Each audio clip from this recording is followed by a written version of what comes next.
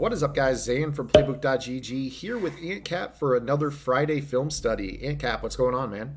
I'm doing great, thanks, Dan. Here with another Friday Night Football highlight reel that we're going to go ahead and take a look at. We're looking at Boogz and NeeNee as they kicked off their first round game. So Boogz, obviously a player that is a well-traveled player, been to a number of Madden challenges, been to a number of Burbank live events. He's a player that has commentated Friday Night Football with us for the majority of our shows, but in this event, he's actually playing because he's heading out. And actually, if you're watching this video the day it's posted, he is actually playing in an MCS event today. So just go ahead and be on the lookout for that on twitch.tv/EA Madden NFL. So we're going to be watching Boogz here against NeeNee. I think this is a great matchup with NeeNee being the Los Angeles Rams Club Series winner, and he's a very different player, Cap. Absolutely. You're going to see early in this drive that he's going to come out with a unique defense that, Boogz has to kind of feel his way through. You're going to see the first couple plays that when he does come out with something different, he's going to take some checkdowns. He's going to do some different things that, that first drive, you're really just trying to figure out what your opponent's going to do. So as you said, he's going to play some off-meta style here on defense. Looks like some nickel double A-gap. And the thing that I want to pay attention to is he gets some really unique looping animations from his D-tackle. Kind of looks scary with those 2D tackles trying to get a stunt around the edge. But you see right now Boogz really starting out to check it down. And I think this first drive, we really do see an uncomfortable Boogz. Yeah, he does. You can see in this next play, after that double loop by the D tackles, he goes to a max protection play, and that's kind of one of those things where if you don't know what they're sending, or if you really need to err on caution, you're going to go to max protection. And you can see by doing so in this play, it kind of shows that Boogz is really trying to figure out what he needs to do to attack this defense. So you see right here, he uses a little bit of a cross man on that receiver. And that X receiver underneath, I think, is what Boogz was looking to target, whether it be quick against the zone coverage underneath to move the chains or to playmaker. But when the man coverage was there, that flushed Boogz from the pocket, setting up a 3rd down and 2 after he was shoelace tackled from behind. And I think right here, we're seeing NeeNee is kind of keying in. He's keeping that nickel corner on the side of the trips. Yeah, he's going to be going here with the same look that he's been doing, to start off the game, this bunch tight end. And, he's just looking to get this conversion, most likely going to that same max protection. And you see here that he sent the 3 routes out, but NeeNee was still able to get to him. And it's obvious that that Boogz is struggling to find his comfort in this offense right now. So you saw right there, I'm not sure if Boogz was trying to throw that ball away or if he was going to actually try to throw a pick on that play. It looked like he wanted to hit that playmaker across the field. And he had that Megatron lurking on 3rd and 2. And it's nice because I think that we see NeeNee go right back to this defense here on 4th down and 2. And you see Boogz right now just trying to kind of set up a route combination and deal with this double loop pressure.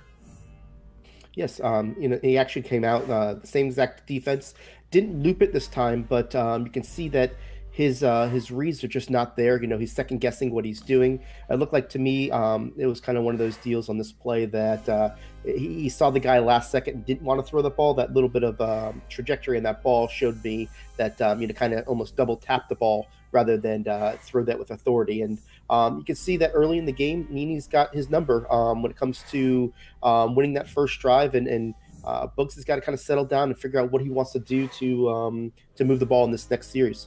And I think that that's why it's such a great opportunity for us to do this film study work, because when you do these film studies, it's easy when you watch yourself play and you get to watch after the fact, a day, a week later, and just kind of build on what you missed or whatever you messed up. But this is live in the moment, and I was really impressed with Boogz' ability to really turn it around on the 2 subsequent drives. So we're about to watch him come out for his second drive here against NeeNee, and you can tell NeeNee's going to stick right with that same formula, but Boogz is really going to start adapting right here on this second drive. You see right here, 1st down and 10. He's always checking for that aggressive. He's going with that hard count. And you see right here, again, picking up the pressure, and maybe a little bit of blinders, but he definitely saw Kittle over the top. A nice little cover 3 beater, and you see Boogz really start to settle in right here. Yeah, I love what he did here on this play. He kind of looked at it and said he actually sent 4 players out. He had that tight end on a fade route and had a post route coming from the other side. And that post route kind of made that outside corner hesitate just enough to get his tight end Kittle with that exceptional speed over the top. and he was aggressive. He basically came out and said, "I'm going to attack you, and let's see what you can do about it." And that gave him some great success on that first play to get him in the red zone. I like that route combination he just saw right there. Even though Kittle didn't hold on to the football, you saw Tyreek Hill on that crossing route to the back left corner. Might have had him on that play, and then he also had a nice high point attempt to Kittle. Boogz, normally not known for running, but right here goes with Dalvin Cook. That Dalvin Cook is a great item in salary cap. He absolutely is. He's got that 44 cap. I know we talked about it in the previous Friday Night Football, and something that we're probably going to see him go up a little bit here. But that draw was something that I like in the red zone. But NeeNee actually smelled it out pretty easily and then attacked. If he doesn't attack that with his user, that would have been a nice play for Boogz.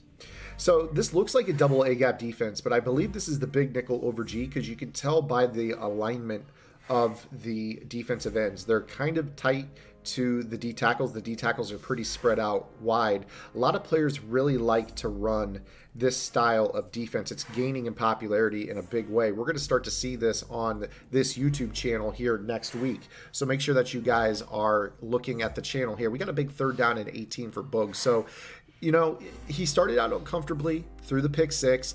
Got the big strike, but now he's starting to stall in the red zone like a lot of players do. And, of course, here comes that double loop sack for NeeNee. Yeah, a 3rd and 19, basically a 3rd and goal from the 19-yard line. It's a really tough situation to be in. You're not really going to try to force anything in the end zone. Sometimes you got one read that says, hey, if I have a shot at a high ball at a certain spot, I'm going to take it. But if not, then, a sack is just as good as anything. You're going to get your 3 points and kind of live another down. So, Boogz didn't do a bad call there. He basically made sure that he didn't give up points by trying to force something. So we're going to go ahead and fast forward here in the video.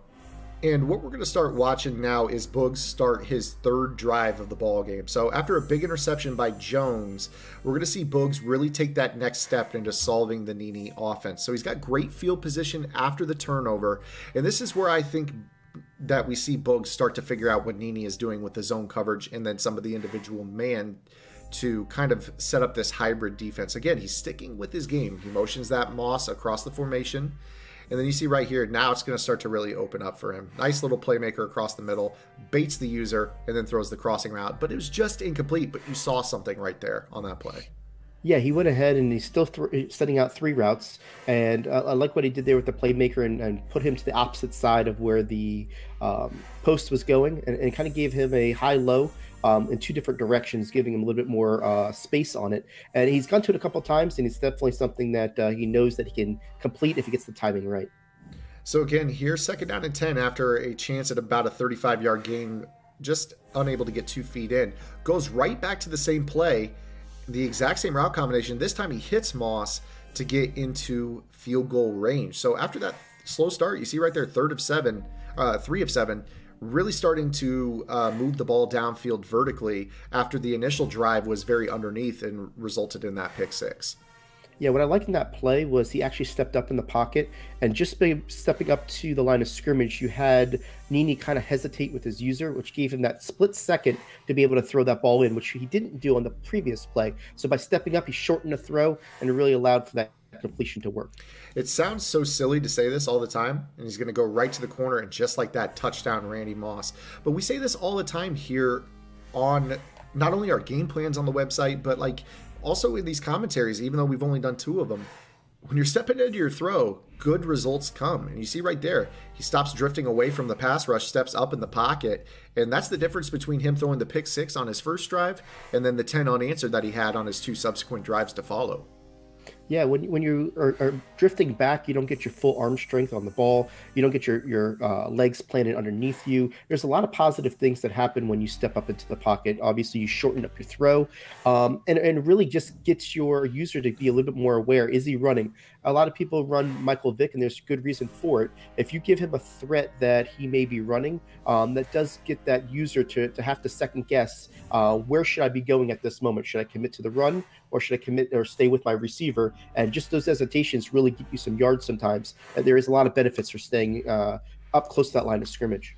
So, you guys, it seems very simple, but sometimes Madden is a very complicated game. I hope you guys enjoyed this film room study. It's a very short one, but one that shows how important it is for you to stay within your game, as Boogz did right there, and then some simple mechanics things, stepping into your throws, keeping your eyes downfield, could be the difference, because he didn't really change up too much other than his, his launch angles from the pocket, really keeping his eyes downfield, utilizing that playmaker feature, and then getting vertical. I mean, he tried that underneath stuff, but other than that, he just ran his offense. And you see the small changes that players make at the highest levels of competitive Madden that make major differences. A lot of players think that you need to have 15 or 16 plays in your arsenal, but what you'll find is that competitive players really have probably a batch of 6 or 7 plays that they have some derivatives that they'll, maybe change one route, or, maybe they'll set up a different protection to make their offense work.